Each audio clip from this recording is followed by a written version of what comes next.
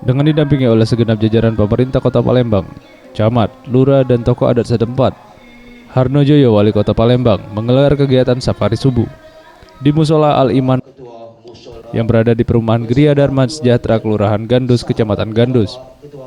Menurut Harnojoyo, Wali Kota Palembang, mengungkapkan safari subuh ini dilakukan untuk mengikatkan dan membina ikatan silaturahmi, serta menyerap aspirasi masyarakat. Melalui safari subuh ini dimanfaatkan untuk memotivasi semua kalangan masyarakat, terutama para remaja yang ada di Palembang, agar dapat turut serta dalam meramaikan masjid dan musola. Aspirasi yang didapat akan segera ditindaklanjuti secepatnya. Gandus ini, kami senang sekali pagi hari ini ramai musola ini.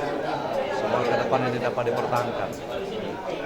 Tidak saja kehadiran kami ini, tapi harapan kita nanti masyarakat terus untuk memakmurkan musola, masjid ketika subuh. Kenapa subuh? Tentu selain daripada keutamaan dan ibadah subuh. Mudah-mudahan kapan subuh kita sudah bagus, sholat waktu yang baik. Kemudian yang kedua, silaturahim. Safari subuh ini kami manfaatkan juga menyerap aspirasi masyarakat.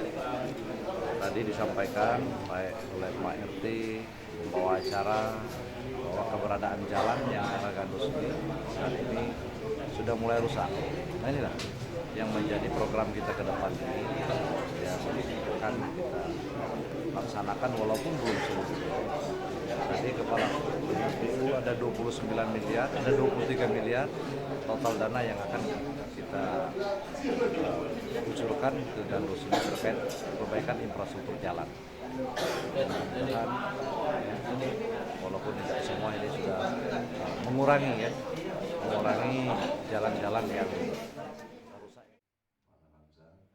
Dalam safari subuh ini, pemerintah Kota Palembang juga memberikan bingkisan kepada pengurus musola. Tim Liputan Sriwijaya TV.